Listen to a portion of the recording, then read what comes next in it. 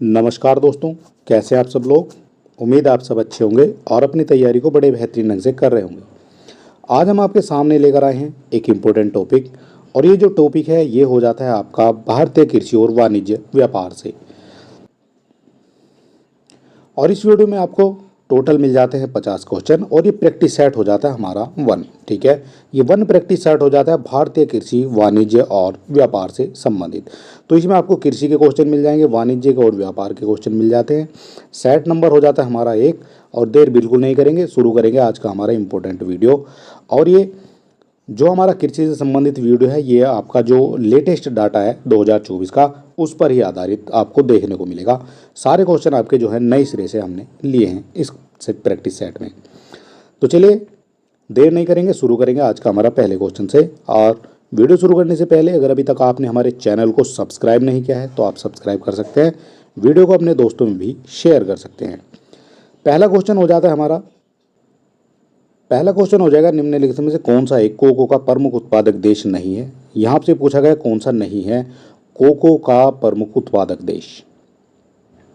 4 option आपको दिए गए हैं। अगर आप किसी क्वेश्चन का आंसर जानते हैं तो आप हमें कमेंट बॉक्स में लिख भी सकते हैं। 4 ऑप्शन में लातविया, कैमरून, घाना और आइवरी कोस्ट। इनमें से पूछा गया कोको का उत्पादक देश नहीं है, तो लातविया हो जाता है जो आपका कोको का उत्पादक देश नहीं है।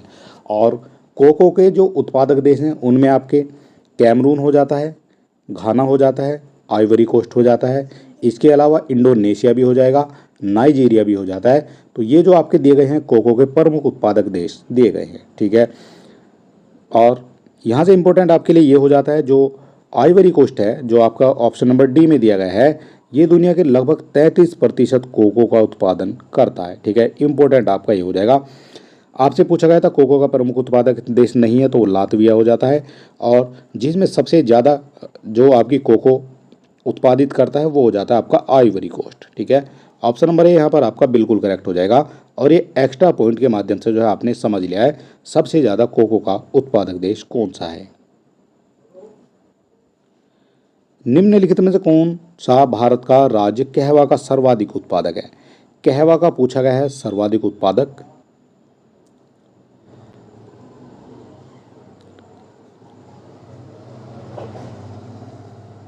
तो कहवा सबसे ज़्यादा देखने को मिलेगी आपकी कर्नाटक में। ऑप्शन नंबर डी यहाँ पर आपका करेक्ट हो जाएगा। भारत में जो कहवा का सर्वाधिक उत्पादक राज्य हो जाएगा वो हो जाता है कर्नाटक।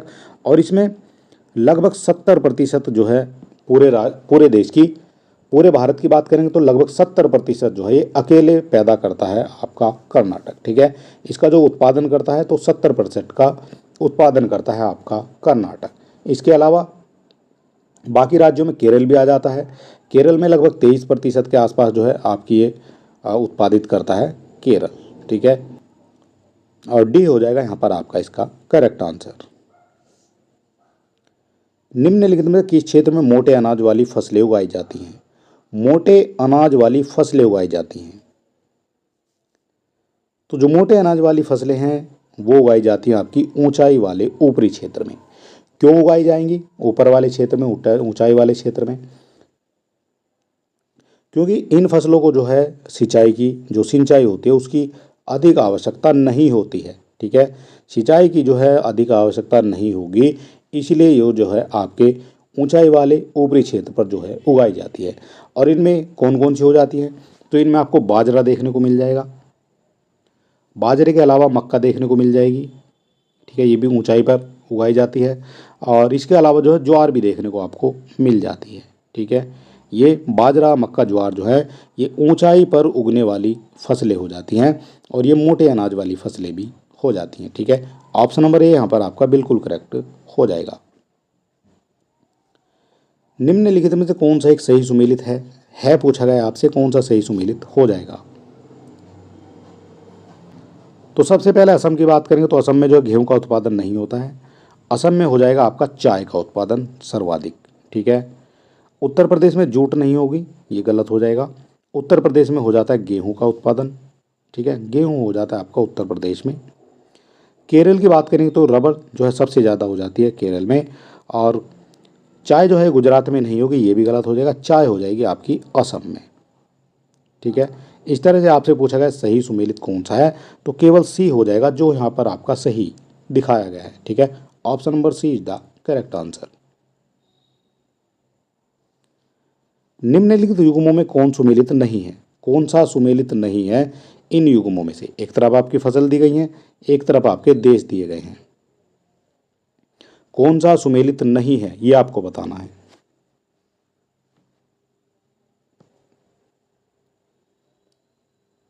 तो सबसे पहले जो रबर है वो सबसे ज़्यादा जो उत्पादित करता है वो करता है आपका थाईलैंड, करेक्ट हो जाएगा। कहवा की बात करेंगे, ये आपका मंगोलिया से संबंधित नहीं है, कहवा हो जाता है आपका ये ब्राज़ील से संबंधित। ठीक है, ब्राज़ील में कहवा का जो है सर्वाधिक उत्पादन आपको देखने को मिल जाएगा। जैतून की बात करेंगे, ये आपका स्पेन में हो जाता है, और गन्ना जो है सबसे ज़्यादा देखने को मिलेगा ब्राज़ील में, और ब्राज़ील के बाद आ जाता है भारत। ठीक है, इस तरह से आपसे पूछा गया कौन सा सुमेलित नहीं है, तो केवल बी हो जाएगा जो आपका यहाँ पर सुमेलित नहीं दिया गया है। कहवा का जो उत्पादन है वो आपका मंगोलिया नहीं ब्राज़ील करता है। निम्नलिखित में से विश्व में मछली का सबसे बड़ा उत्पादक देश कौन सा है। मछली का पूछा गया है सर्वाधिक उत्पादक देश कौन सा हो जाएगा। तो सबसे बड़ा जो उत्पादक देश हो जाता है मछली का वो हो जाता है हमारा चीन। ठीक है, ये चीन हो जाएगा सबसे बड़ा उत्पादक मछली का। और ये जो हमारा प्रैक्टिस सेट है ये चल रहा है हमारा प्रैक्टिस सेट कृषि और वाणिज्य व्यापार से संबंधित। टेस्ट नंबर 1 हो जाता है। इसी तरह के टेस्ट आपको सभी विषय के हमारे चैनल पर देखने को मिलेंगे। अगर आपने नहीं देखे हैं तो आप चैनल पर विजिट करेंगे, वहाँ आपको सभी तरह की जो है आपके लिए जो हेल्पफुल वीडियो है वो आपको देखने को मिल जाएगी हमारे चैनल पर। बात कर लेते हैं थोड़ा सा इंपॉर्टेंट पॉइंट के बारे में। भारत जो है दुनिया में दूसरा बड़ा मछली उत्पादक देश हो जाता है। पहला कौन हो जाता है, तो पहला तो आपका चीन हो गया है, दूसरा हो गया भारत, और वैश्विक उत्पादन में भारत का जो हिस्सा है वो 8% के आसपास का माना जाता है। ठीक है, ये 8% जो है वैश्विक उत्पादन पर उत्पादित करता है आपका भारत। इसके अलावा मछली उत्पादन जो राज्य पूछा जाएगा, तो राज्य हो जाता है आपका आंध्र प्रदेश। ये हो जाता है आंध्र प्रदेश जो पूरे देश का 29.6% मछली का उत्पादन करता है। 3 चीज़ें आपने यहाँ से समझ ली हैं। मछली उत्पादन में पहले स्थान पर चीन है, मछली उत्पादन में दूसरे स्थान पर भारत है, मछली उत्पादन में जो राज्य है वो हो जाता है आपका आंध्र प्रदेश। ठीक है, इतनी चीज़ें आपको यहाँ से समझ लेनी है। तो इस तरह से ये सारे पॉइंट जो है आपके लिए हो जाते हैं इंपॉर्टेंट, और ये जो डाटा है ये आपका 2024 से संबंधित हो जाएगा। ठीक है, अगला क्वेश्चन दिया गया है मसालों का बागान कहा जाने वाला राज्य कौन सा है। मसालों का बागान किसको कहा जाएगा। तो मसालों का जो बागान है ये सभी जानते हैं, केरल को कहा जाता है मसालों का बागान। और इससे और क्या इंपॉर्टेंट हो जाता है वो भी हम देख लेते हैं। तो ये हो जाएगा भारत दुनिया में मसालों का सबसे बड़ा उत्पादक है, उपभोक्ता भी है और निर्यातक भी है। ये चीज़ आपने समझ लिया है। भारत जो है दुनिया में मसालों का सबसे बड़ा उत्पादक तो है, इसके अलावा उपभोक्ता भी है और इसके अलावा निर्यातक भी हो जाता है। ठीक है, भारत में सबसे बड़ा जो मसाला उत्पादक राज्य वो मध्य प्रदेश हो जाता है। ठीक है, पहले जो केरल हुआ करता था लेकिन केरल जो है वो पीछे हट गया, अब जो है मध्य प्रदेश आ जाता है भारत में मसाले का सबसे बड़ा उत्पादक। इसके अलावा कुछ और राज्य हो जाते हैं जो इनसे नीचे आ जाते हैं, जैसे राजस्थान आ जाएगा दूसरे नंबर पर, फिर गुजरात, आंध्र प्रदेश, तेलंगाना, कर्नाटक, महाराष्ट्र, असम, उड़ीसा, उत्तर प्रदेश, पश्चिम बंगाल, तमिलनाडु और केरल। ये जो सभी राज्य हैं थोड़ा थोड़ा जो है आपका मसालों का उत्पादन करते हैं। भारत के केरल राज्य के कोझिकोड शहर को मसालों का शहर भी कहा जाता है। आपसे क्वेश्चन डायरेक्ट यहीं से पूछ लिया जाएगा कि मसालों का जो शहर है वो किसको कहा जाता है। तो मसालों का शहर कहा जाएगा कोझिकोड शहर को। ठीक है, इंपॉर्टेंट सारी चीज़ें आपको यहाँ से मिलने वाली हैं और इम्पोर्टेंट फैक्ट के माध्यम से जो है हम यहाँ पर आपको बता रहे हैं सारी चीज़ें। अगला क्वेश्चन है भारत में केसर का सबसे बड़ा उत्पादक कौन है। केसर का हो जाएगा सबसे बड़ा उत्पादक, तो केसर का सबसे बड़ा उत्पादक हो जाता है आपका कश्मीर। ऑप्शन नंबर सी यहाँ पर आपका करेक्ट हो जाएगा, कश्मीर हो जाएगा केसर का सबसे बड़ा उत्पादक। इसके अलावा कुछ इंपॉर्टेंट पॉइंट हैं जो आपको बिल्कुल समझ लेने चाहिए, जिनसे आपके क्वेश्चन पूछे जाएंगे। तो सबसे पहले आपका जो ईरान है वो दुनिया का सबसे बड़ा केसर का उत्पादक है। ठीक है, आपने ये चीज़ समझ ली है, केसर का जो सबसे बड़ा उत्पादक है वो हो जाता है आपका ईरान, और ये जो है दुनिया का जो कुल उत्पादन है उसका लगभग 90% हिस्सा पैदा करता है। 90% की बात करेंगे तो 90% अपने आप में एक बहुत बड़ी जो है फिगर हो जाती है।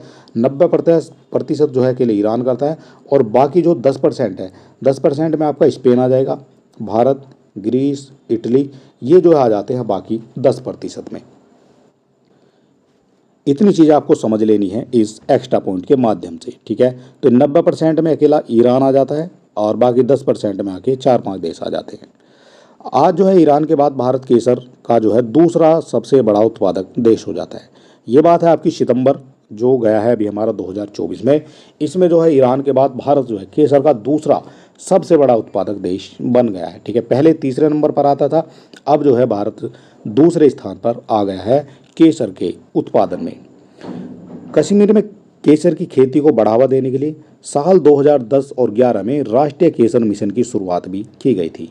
इसी तरह के क्वेश्चन आपको मिलते हैं देखने को आपकी परीक्षा में।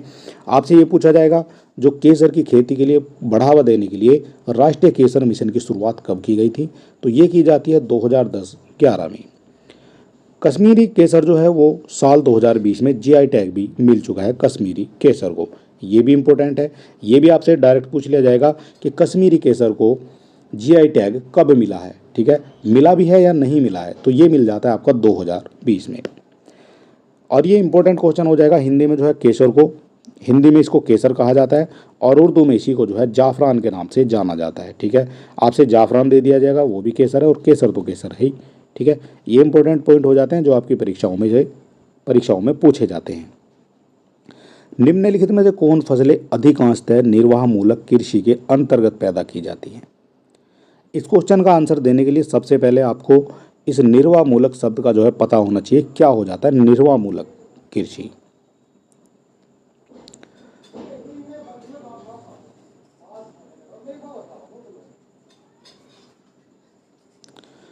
तो ये जो निर्वाह मूलक कृषि, इसका मतलब होता है जो कृषि अपने निर्वाह के लिए की जाती है, अपने परिवार को पालने के लिए की जाती है, परिवार की ज़रूरतों को पूरा करने के लिए की जाती है, उसको कहा जाता है ये निर्वाह मूलक कृषि। और इसमें कौन सी आ जाएगी, तो कपास की जो खेती है वो जो है परिवार को पालने के लिए नहीं, बिजनेस करने के लिए की जाती है। सब्जियां जो उगाएंगे वो भी बिजनेस करने के लिए, और चाय जो है ये भी आपकी बिजनेस करने के लिए उगाई जाती है। लेकिन मोटे अनाज और चावल जो है ये आपका परिवार का पेट भरने के लिए की जाती है सबसे ज़्यादा, ठीक है। हालांकि इनका भी बिजनेस होता है, लेकिन सबसे ज़्यादा जो उगाई जाए, जैसे गेहूँ है, चावल है, ये जो है किसान अपने लिए जो है सबसे ज़्यादा उगाते हैं, ठीक है। अगर 6 बोरी हो गई तो 5 अपने लिए रख लेंगे, 1 बोरी को बेच देते हैं। इस तरह से कहा जाता है निर्वाह मूलक कृषि मानी जाएगी मोटे अनाज और चावल। ऑप्शन नंबर ए यहाँ पर आपका बिल्कुल करेक्ट हो जाएगा। तो सहकारी इकाइयों की दशा में किस क्षेत्र को विकास की ऊंची दर प्राप्त है? बात की गई है सहकारी इकाइयों की।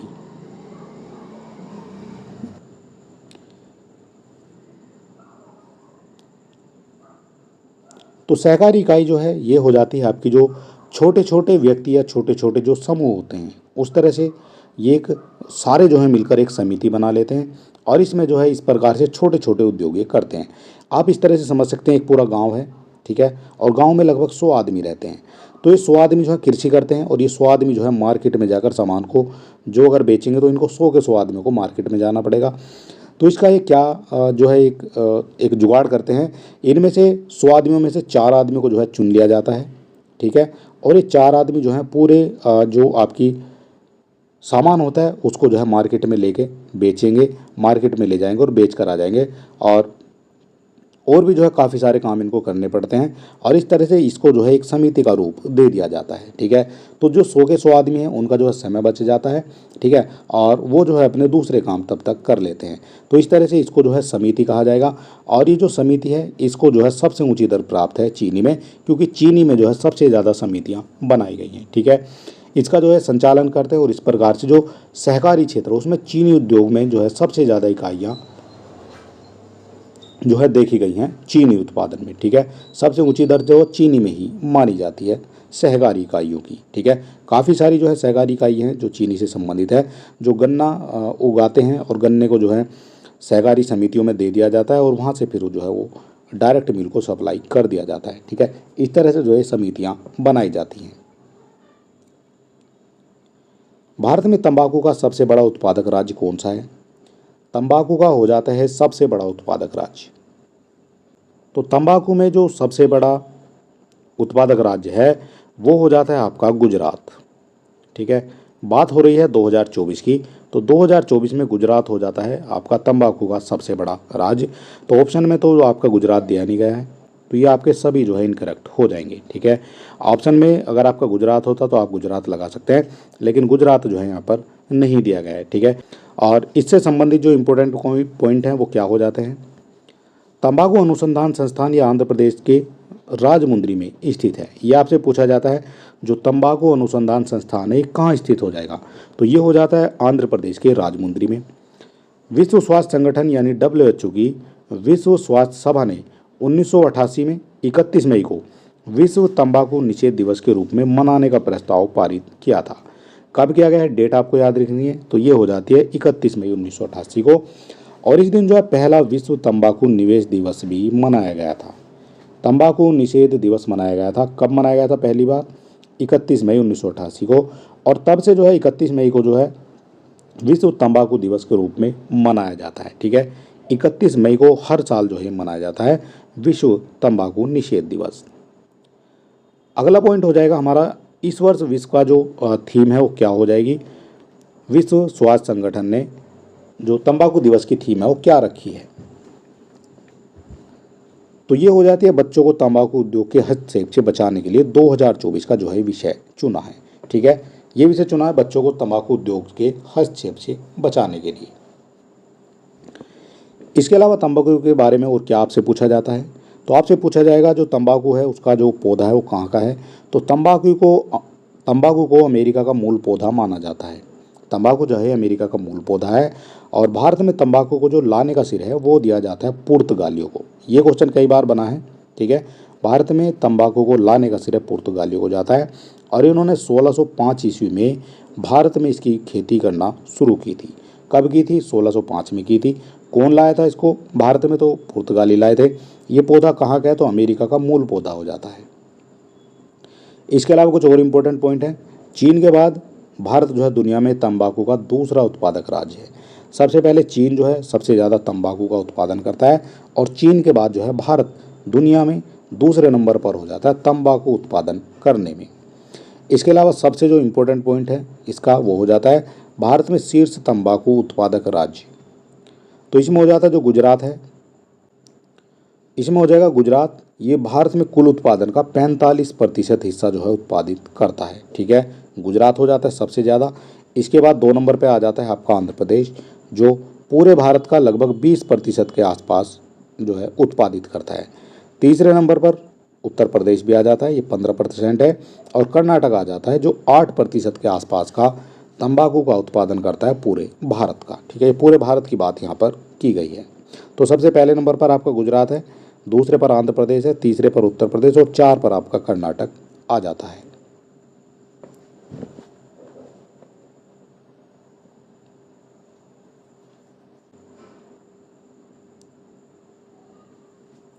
अगला क्वेश्चन है किस राज्य में केले का अधिकतम उत्पादन होता है। केले का हो जाएगा अधिकतम उत्पादन, ये कहाँ हो जाएगा, केले का। तो केले का जो अधिकतम उत्पादन है ये हो जाएगा आपका आंध्र प्रदेश में। ऑप्शन नंबर ए यहाँ पर आपका करेक्ट हो जाएगा।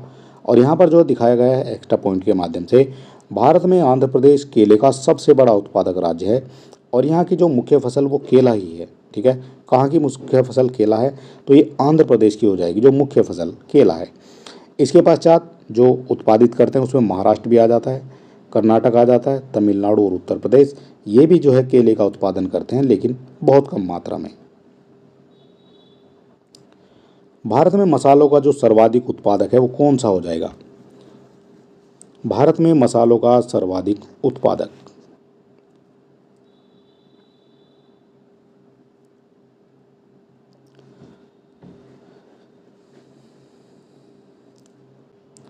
भारत में मसालों का जो सर्वाधिक उत्पादक है ये हो जाता है आपका मध्य प्रदेश। ठीक है, ऑप्शन नंबर सी यहाँ पर आपका करेक्ट हो जाएगा। यहाँ से एक क्वेश्चन और आपका बनता है, मसालों का घर किसको कहा जाएगा, तो केरल को कहा जाता है मसालों का घर। ठीक है, ये हो जाएगा मसालों का घर, तो ये भी क्वेश्चन आपसे पूछ लिया जाता है। ठीक है, इंपॉर्टेंट क्वेश्चन यहाँ पर ये हो जाएगा। विश्व में सर्वाधिक दूध उत्पादक देश कौन सा है? सर्वाधिक दूध उत्पादक देश कौन सा है?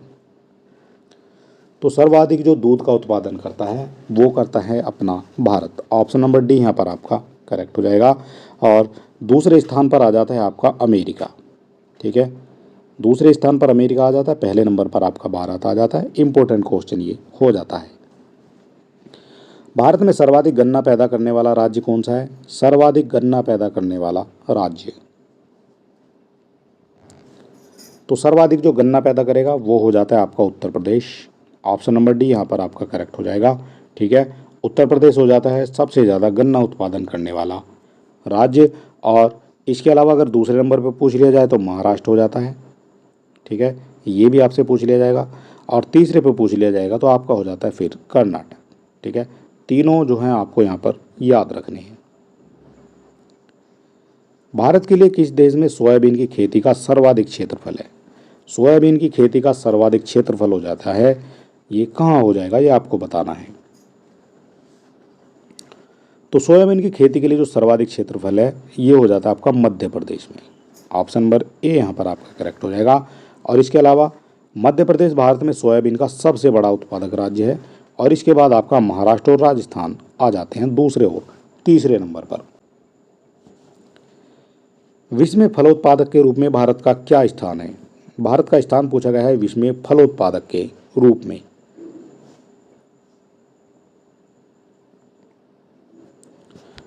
तो विश्व में फलोत्पादक के रूप में जो है भारत का स्थान आ जाता है आपका दूसरा। ठीक है, ऑप्शन नंबर डी यहाँ पर करेक्ट हो जाएगा।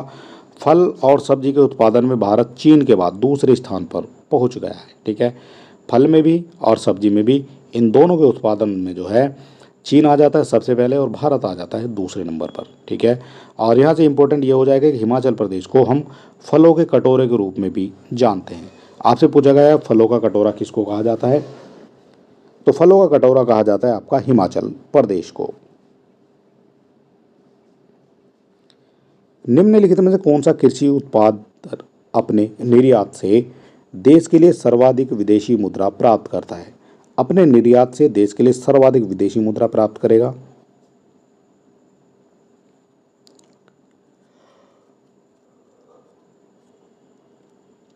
तो ये हो जाता है बासमती चावल। ठीक है, बासमती चावल का जो निर्यात है सबसे ज़्यादा होता है।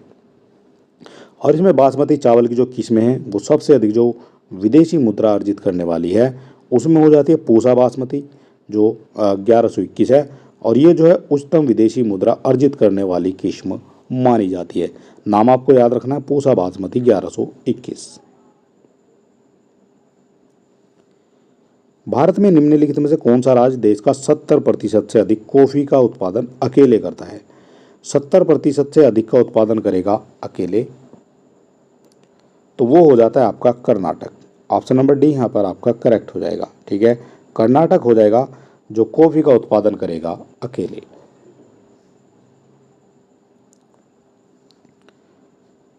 सबसे बड़ा कॉफ़ी उत्पादक राज्य कर्नाटक है। ठीक है, ये सभी जानते हैं। और अकेले कर्नाटक में जो है भारत की कुल 70% कॉफ़ी का उत्पादन किया जाता है। ठीक है, ये चीज़ें आपको सारी समझते हुए चलना है। निम्नलिखित राज्यों में किसमें दलहनों का उत्पादन सर्वाधिक है? दलहनों का उत्पादन सर्वाधिक है। आपसे ये पूछा जाता है कि जो दलहन शोध संस्थान है कहाँ है? तो दलहन शोध संस्थान हो जाता है आपका कानपुर में। ठीक है, ये उत्तर प्रदेश के कानपुर में स्थित है दलहन शोध संस्थान। फिलहाल पूछा गया यहाँ पर क्वेश्चन, तो इसका जो करेक्ट आंसर है वो हो जाता है हमारा मध्य प्रदेश। ठीक है, दलहनों का जो सर्वाधिक उत्पादक है ये आपका मध्य प्रदेश हो जाएगा। और यहाँ पर दिखाया गया है विश्व में दलहन उत्पादन में भारत का जो प्रथम स्थान है, प्रथम स्थान हो जाता है भारत का दलहन उत्पादन में। इसके अलावा जो मध्य प्रदेश है तो मध्य प्रदेश अकेले जो है 20% योगदान देता है भारत के दलहन उत्पादन में।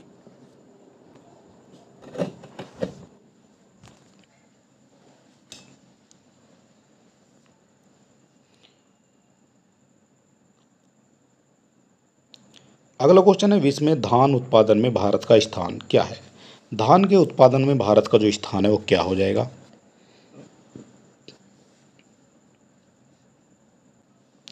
तो धान के उत्पादन में जो भारत का स्थान है वो हो जाता है दूसरा। ऑप्शन नंबर बी यहाँ पर आपका बिल्कुल करेक्ट हो जाएगा। और इसमें जो है दिखाया गया है भारत धान उत्पादन के मामले में पूरी दुनिया में चीन के बाद दूसरे नंबर पर है। इसका मतलब चीन जो है पहले नंबर पर आ जाएगा और भारत जो है वो दूसरे नंबर पर आपका आ जाएगा। स्वतंत्रता के बाद चीनी उद्योगों के विकास की यह विशेषता रही है कि इसकी महत्वपूर्ण प्रगति हुई है। तो किसकी महत्वपूर्ण प्रगति हुई है?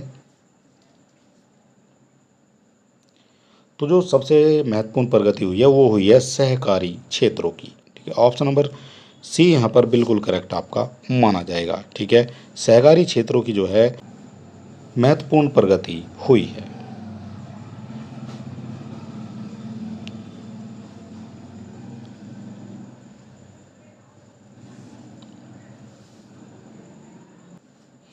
अगला क्वेश्चन दिया गया है हमारा कथन और कारण से।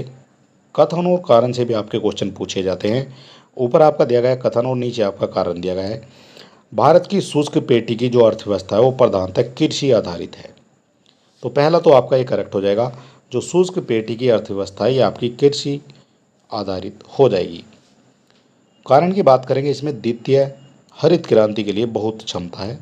तो ये भी आपका हो जाएगा करेक्ट। इसमें जो है द्वितीय हरित क्रांति के लिए बहुत क्षमताएं हो जाती हैं जो शुष्क पेटी की अर्थव्यवस्था है। तो दोनों आपके यहाँ पर करेक्ट दिए गए हैं और दोनों करेक्ट हो जाएंगे। ए और आर दोनों सही है और ए जो है आर की और आर जो है ए की सही व्याख्या भी माना जाएगा। ठीक है, ऑप्शन नंबर ए यहाँ पर आपका करेक्ट हो जाएगा। फिर से दिया जाता है कथन और कारण से क्वेश्चन। भारत में दालों की कमी है परंतु प्रोटीन की कमी नहीं है। तो ये तो आपका करेक्ट हो जाएगा। दालों की कमी हो जाएगी। दालों की कमी क्यों हो जाएगी? क्योंकि दालों की जो है मांग भी बहुत ज़्यादा है भारत में। ठीक है, और इसीलिए जो है दालों की कमी रहती है। लेकिन प्रोटीन की कमी नहीं, क्योंकि प्रोटीन जो है केवल दाल से नहीं मिलेगा। दाल में प्रोटीन होता ही मानते हैं, लेकिन दाल के अलावा भी बहुत सारे प्रोडक्ट होते हैं जिनमें से जो है आप प्रोटीन की पूर्ति कर सकते हैं। ठीक है, तो ये तो आपका यहाँ पर करेक्ट हो जाएगा। कारण की बात करेंगे, दालों की मांग की वरीयता है, तो ये भी इम्पोर्टेंट हो जाता है। दालों की मांग में जो है वरीयता हो जाता है काफ़ी, इसलिए जो है दालों की कमी यहाँ पर महसूस होती रहती है। ठीक है, इस तरह से आपका ए हो जाएगा यहाँ पर करेक्ट आंसर। ए और आर दोनों सही हैं और आर जो है ए की सही व्याख्या भी माना जाएगा। निम्नलिखित में से किस उत्पाद को हरित स्वर्ण या ग्रीन गोल्ड के नाम से जाना जाता है? किसको जाना जाता है हरित स्वर्ण या फिर ग्रीन गोल्ड के नाम से? तो ग्रीन गोल्ड के नाम से जाना जाता है बांस को। ऑप्शन नंबर ए यहाँ पर आपका करेक्ट हो जाएगा।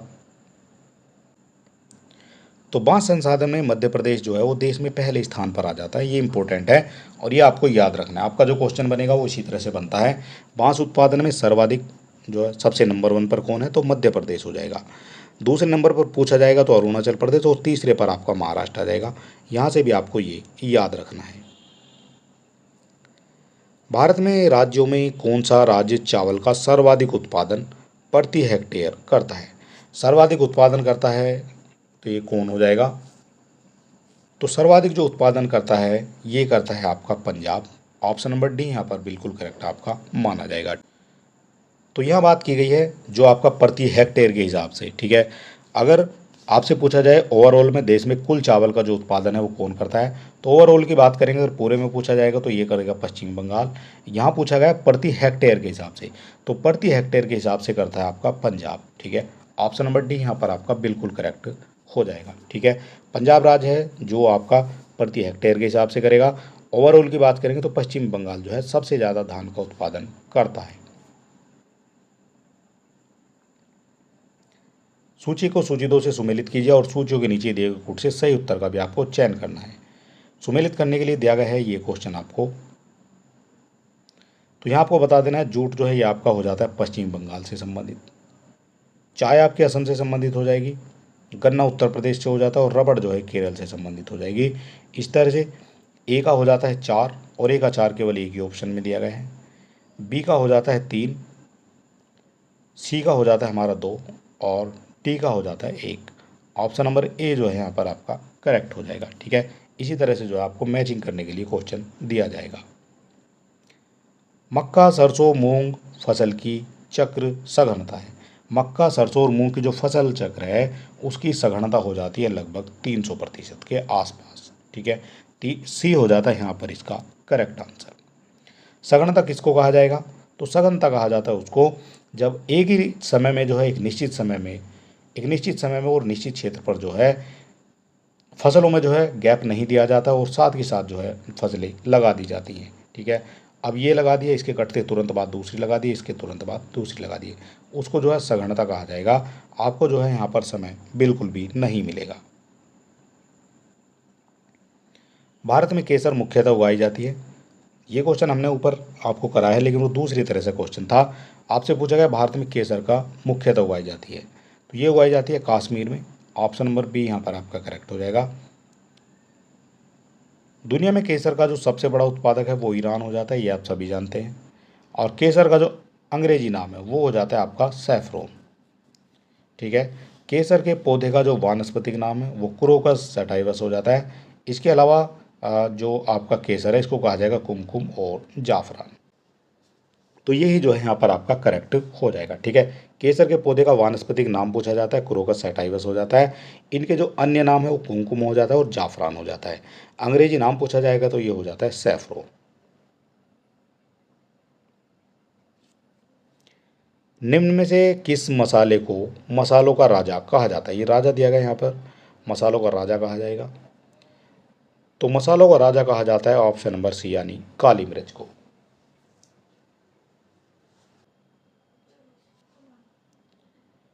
निम्नलिखित में से किस कुल के पौधे से टापा कपड़ा बनाया जाता है?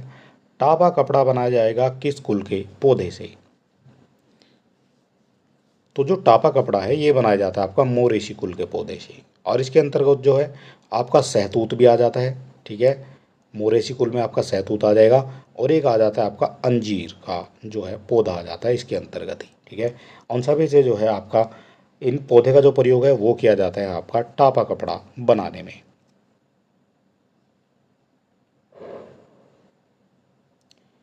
निम्नलिखित में से कौन सी फसल लवन सहिष्णु है?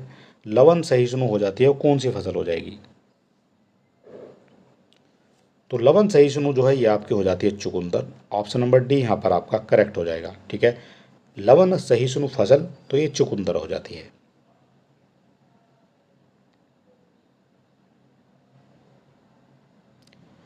निम्नलिखित में से किसमें तना रेशों का स्रोत नहीं है?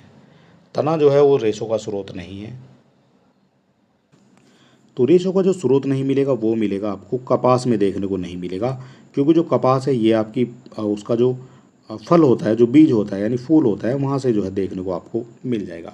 इसके अलावा जूट में और सनाई में और अलसी में जो है आपको तने में जो है रेशों का स्रोत देखने को मिल जाएगा, लेकिन कपास में जो है रेशों का स्रोत देखने को नहीं मिलेगा। निम्नलिखित में कौन सी एक खरीफ की फसल है? खरीफ की फसल कौन सी हो जाएगी ये आपको बताना है।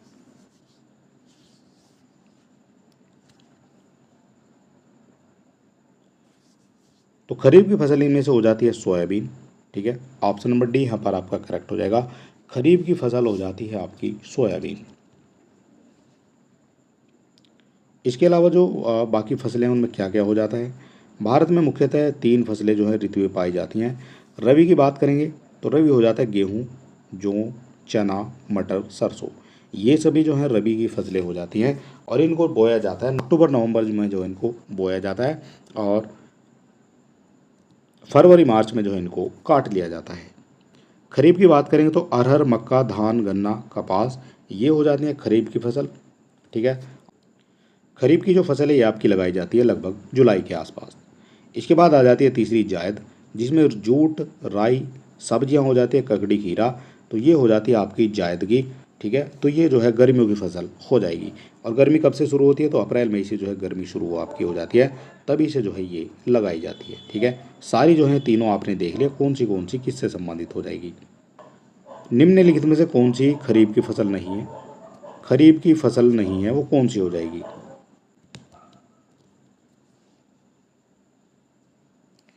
तो ये हो जाती है चना। चना जो है खरीफ की फसल नहीं है। चना लगाया जाता है ये आपका रबी की फसल में। कब बोया जाता है? तो ये बोया जाता है अक्टूबर नवंबर में चना लगाया जाता है। ठीक है, बाकी जो है अरहर हो जाएगी, मक्का हो जाएगी और धान हो जाएगी। ये सभी जो है खरीफ की फसल आपकी मानी जाती है। ठीक है, खरीफ की फसल तब होती है जब जो है ज़्यादा आपकी बारिश होती है। ठीक है, बारिश के समय पर जो है आपकी खरीफ की फसल होगी। और ये खरीफ की फसल जो है, जो बारिश कब होती है, तो ये जुलाई के आसपास जो है आपको देखने को मिल जाती है। अगला इंपॉर्टेंट क्वेश्चन हो जाएगा, निर्यात हेतु आम की पसंदीदा प्रजाति है। निर्यात किया जाता है आम की प्रजाति का, वो कौन सी प्रजाति हो जाएगी? तो निर्यात वाली जो निर्यात हेतु पसंद है वो हो जाती है आपकी अल्फांसो आम। ठीक है, अल्फांसो आम जो है इंपॉर्टेंट हो जाता है। बात करेंगे अल्फांसो आम के बारे में, तो ये हो जाएगा, जो अल्फांसो आम है वो आमों का राजा इसको कहा जाता है। और ये जो विशेष रूप से महाराष्ट्र के रत्नागिरी में पाया जाता है। और ये अप्रैल से जून के बीच में उपलब्ध रहता है, ये भी आपको याद होना चाहिए। ठीक है, अल्फांसो आम हो जाता है, आम का राजा इसको कहा जाता है। इसके बाद इंपॉर्टेंट है पूसा बोल्ड एक प्रजाति है। किसकी हो जाती है पूसा बोल्ड एक प्रजाति? गेहूं की, चने की, सरसों की या फिर मूंगफली की? पूसा बोल्ड की बात की गई है तो ये हो जाती है सरसों की एक प्रजाति हो जाएगी Pusa bold. Option number B यहाँ पर आपका करेक्ट हो जाएगा। बहार एक प्रजाति है। बहार जो है एक प्रजाति है, किसकी प्रजाति हो जाती है बहार?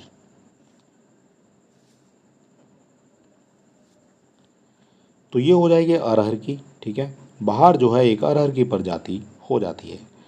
और यहाँ जो है दिखाया गया है भारतीय दलहन जो अनुसंधान संस्थान है, ये आपका कानपुर में हो जाता है।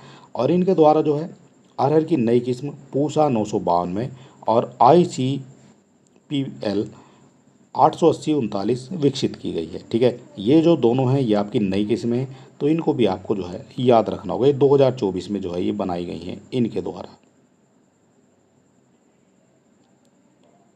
निम्नलिखित में गेहूं की कौन सी प्रजाति प्रेरित उत्परिवर्तन द्वारा विकसित की गई है?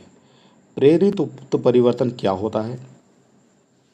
तो ये होता है जब एक जो गेहूं का पौधा है इसको जो है बाहर से क्रॉस कराया जाता है दूसरे पौधे से, तो इसको जो है प्रेरित उत्परिवर्तन कहा जाता है। ठीक है, उसके जो है DNA में जो है परिवर्तन कर देते हैं, वो जो है प्रेरित उत्परिवर्तन माना जाएगा। ठीक है, तो इस तरह से आपका जो करेक्ट आंसर है वो कौन सा हो जाएगा ये आपको बताना है। तो इसका करेक्ट आंसर हो जाता है सरबती सोनारा। ऑप्शन नंबर सी यहाँ पर आपका करेक्ट हो जाएगा। मालवीय चमत्कार एक प्रजाति है। जो मालवीय चमत्कार है वो एक प्रजाति हो जाती है। तो ये प्रजाति हो जाती है अरहर की। ठीक है, ये मालवीय चमत्कार एक प्रजाति अरहर की हो जाएगी।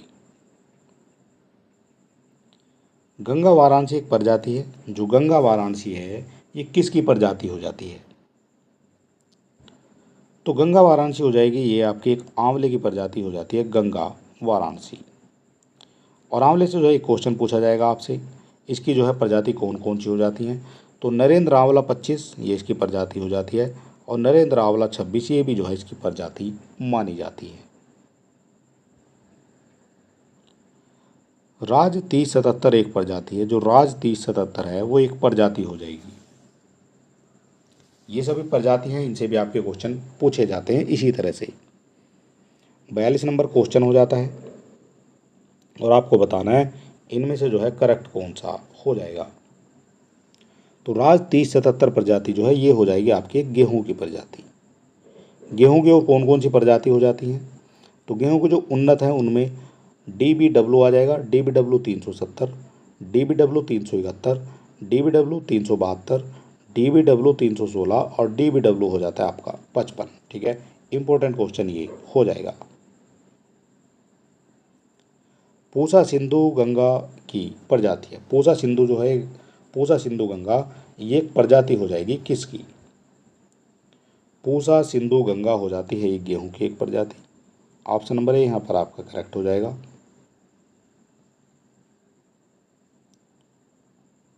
पूसा सुगंधा 5 एक सुगंधित किस्म है। जो पूसा सुगंधा 5 है ये एक सुगंधित किस्म है किसकी? मक्का की, अरहर की, धान की या फिर गन्ने की? तो ये हो जाती है धान की एक जो है किस्म हो जाती है Pusa Sugandha 5। Option number C यहाँ पर आपका करेक्ट हो जाएगा। इसके अलावा दिखाया गया है धान की जो पूसा सुगंधा 5 किस्म है भारतीय कृषि अनुसंधान परिषद द्वारा विकसित इसको किया गया है। सुगंधित और उचित गुणवत्ता देने वाली है, हाइब्रिड किस्म है। ठीक है, इंपॉर्टेंट यहाँ पर हो जाएगा। मटर की पत्ता विहीन प्रजाति कौन सी है? मटर की हो जाएगी पत्ता विहीन। पत्ता विहीन यानी जिस पर पत्ता नहीं रहता है, वो केवल उसमें जो है केवल ऐसे ही जो है ये चलती रहती है। ठीक है, तो मटर की पत्ता विहीन प्रजाति हो जाती है ये आपकी अपर्णा। ऑप्शन नंबर सी यहाँ पर आपका करेक्ट हो जाएगा।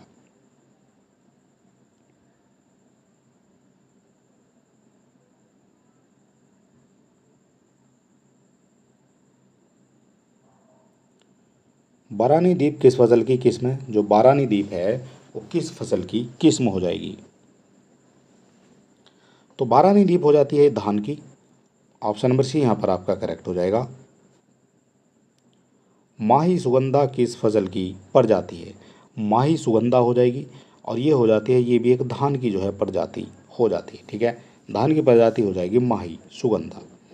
इसके अलावा धान की जो है कुछ इंपॉर्टेंट जो प्रजातियां हैं, इनमें आपकी साकेत हो जाती है, गोविंद, कावेरी, रत्ना, जया, सरजू, मैसूरी, पूसा 33, बाला, लूना जो है ये सभी जो हैं हो जाएंगे आपकी। तो ये सभी जो है आपकी धान की प्रजाति मानी जाती है।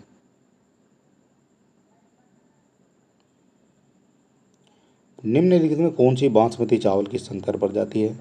बासमती चावल की संकर प्रजाति है।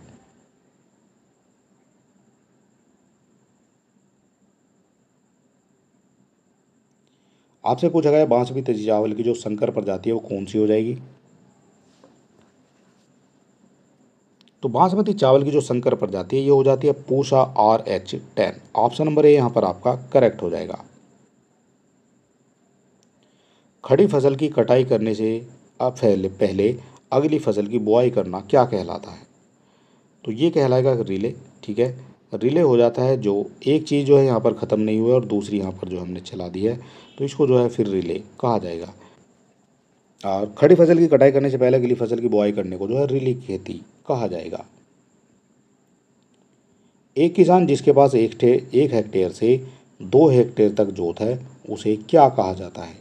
इनको कहा जाता है लघु कृषक। ऑप्शन नंबर डी यहाँ पर आपका करेक्ट हो जाएगा। ठीक है, जिन किसानों के पास 1 से 2 हेक्टेयर जोत होती है या ज़मीन होती है उसको लघु कृषक कहा जाता है। और यहाँ जो है थोड़ा सा समझने की कोशिश करेंगे। कृषक की श्रेणी हो जाती है इधर आपके परिलक्षित परिचालित जो क्षेत्र हैं वो हो जाते हैं। तो सीमांत जो कृषक है ये कहा जाता है जिसके पास 1 हेक्टेयर से कम भूमि है उसको कहा जाता है सीमांत, वो सीमा में ही रहेगा अपनी। लघु कृषक ये आपका 1 से 2 हेक्टेयर के बीच में चला जाएगा। ठीक है, इसके अलावा ये अर्ध वाला नहीं पूछा जाएगा, आपसे पूछा जाएगा जो मध्यम कृषक हो जाता है 4 से 10 हेक्टेयर का हो जाएगा। और बड़े वृहत कृषक जो है 10 हेक्टेयर या इससे अधिक का माना जाएगा। ठीक है, इस तरह से जो है ये आपके हो जाते हैं करेक्ट और इनसे आपके क्वेश्चन यहाँ पर पूछे जाते हैं। ये आपका सीमांत किसान, लघु किसान और मध्यम किसान। ठीक है, सारी चीज़ें आपने समझ ली है। और चलिए दोस्तों, आज का जो हमारा टेस्ट है ये हमारा टेस्ट था नंबर 1।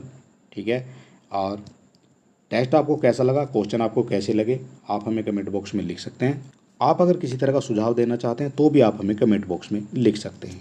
तो चलिए दोस्तों, इसी तरह के टेस्ट देखने के लिए चैनल को सब्सक्राइब अवश्य कर लेना है और मिलते हैं नेक्स्ट वीडियो में। तब तक के लिए नमस्कार, जय हिंद।